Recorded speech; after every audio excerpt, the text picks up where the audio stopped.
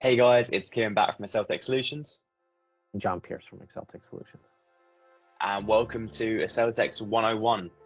You might have been to science, you might have been to maths, but you probably haven't been to AccelTex. So this is what today's class is on into our new three-part series, which we're kind of combining inside the deep dive series, where we kind of give a bit of a high-level overview of our products and solutions, and specifically the verticals you might be wanting to utilize them in.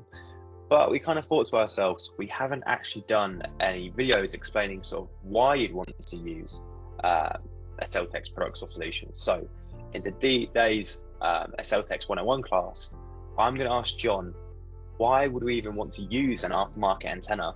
And hopefully we can have a bit of a free flow conversation here. So off the back of that, John, why would I even want to use a aftermarket antenna? Yeah, absolutely. So getting an aftermarket antenna gives you a bunch of different advantages, right? You can control how you propagate your Wi-Fi in your environment. Super important when you're trying to avoid cross-channel interference, when you're trying to hit large areas. Sometimes the antennas that come inside the access points aren't sufficient for the environment that you're trying to mount them in. Right? If you've got really tall ceilings or an open environment, sometimes that lends you to having an antenna that propagates more of that Wi-Fi in a directional way or with a higher gain. Right? So those are some of the real useful ways of using an antenna to augment or supplement what you're deploying. So Kieran, are there any situations you've run into now that you're getting started and you're talking to a bunch of customers where you had to, select an antenna or go over the benefits of an antenna? Yeah, 100%. I mean, I've had it a few times now, especially when I've been looking to help a customer design for maybe a warehouse environment or for more, I guess, high density environments such as sort of manufacturing or warehousing.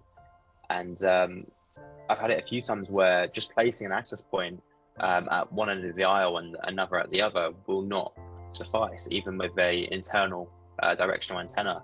The coverage might not reach the end of the aisle. It might not be proficient enough to provide the secondary coverage that you need when you're designing Wi-Fi.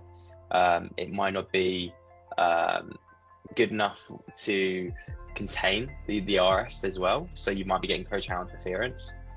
So designing with these antennas is really game changing for strong wireless solutions, where even if you have one access point go down, your secondary coverage will be able to light up the hallway or the aisle that you're trying to deploy down in a warehouse, because the antennas allow that RF to travel, and the coverage will still allow the work to continue in the warehouse, so you don't have any downtime, and the environments are adaptable to the antennas as well. They're not, or the antennas are adaptable to the environment, I should say.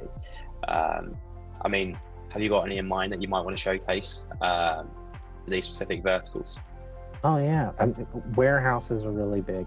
So I had the privilege of working with a customer just recently who had 90-foot tall ceilings and lots of racking, right? And because we're in a lot of the site survey and design software, it was relatively easy for them to go in, put their access points and their antennas in their environment digitally, and kind of look at the propagations, and then kind of tweak it a little bit. They went with the standard warehouse antenna that has a very long beam width in one direction, very short in another, to cover the aisles. That's standard practice by this point in time, really useful. But then they looked at sort of the outsides areas, where they were prepping the material or moving the material. They might have gantries or equipment. And so they were playing around with the different ways they could do that. One approach was going with a 60 by 60 and coming down sort of like a light, and covering the area that way. But then they also said, well, what if I got like a section antenna, to cover a large area? Then I need fewer of them. Right, and then they just put them in the environment, and they said, you know what, this one causes too much interference. I'm going to switch to a different antenna with different properties and different gains, right there on the fly. And then also this one was very unique because they found a couple of antennas that they liked. They had different propagations, but then one, you had to kind of turn it in an 80 degree, and the other one was flat. And they said, you know what, for my installers, just to make it easier for them, I'm going to pick the antenna that's flat. I can choose a less complex mounting solution. It's easier to throw up there. And they did all of that in like a 30-minute exercise. So really cool. I really enjoyed being part of that for solving that warehouse-based problem. Nice. And that could be quite a fulfilling exercise to do as well, especially when you said it only took 30 minutes for you to be able to just test out the different antennas and run through the solutions. You can see in live time how you can implement the AccelTex antennas into the environment. Absolutely. It's essentially a bunch of Wi-Fi nerds. We're just nerding out, trying to figure out where all the stuff goes.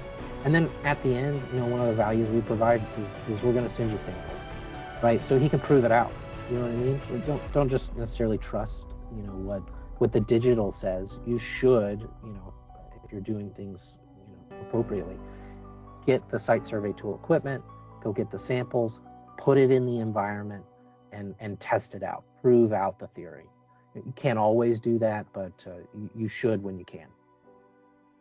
Just to run that back to you, so something that we're really happy to do at AccelTex is if you've got a design, if you're designing with AccelTex and you're trying to test it out in that deployment just through Ekahau or a site survey tool to get that actual up-to-date data to see how it actually propagates in that environment, we can send samples out to customers to be able to test it out on site and make sure it works.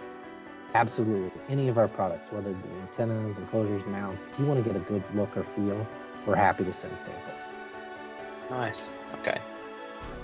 And what antenna types do we have? Just to kind of sum up AccelTex 101 on antennas, what do we have? What can you utilize from our kit? Absolutely. So we have sort of three that we go to. We have omnis, right? Just like you would have on most of your access points. We have patch antennas, or also known as directional antennas. And then we have GPS LTE. We have some of those. Right? That's sort of our product lines and product families.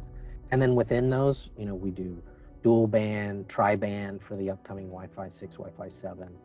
And then we cover a whole range of beam widths and power, right? So different dBi. Okay, cool. Well, I think that sums up the AccelTex 101 on antennas pretty well, John. I can't lie. Yeah. I think seeing as we're coming to the end of summer and we're back to school soon, it's good to get this little bit of homework in to make sure we're ahead of the game and ready to rock and roll. Absolutely. Awesome. Well, let's go ace these exams. I'm really looking forward to continue doing these classes with you. You're a great teacher, and I look forward to the next one. I do my best, and I appreciate everybody.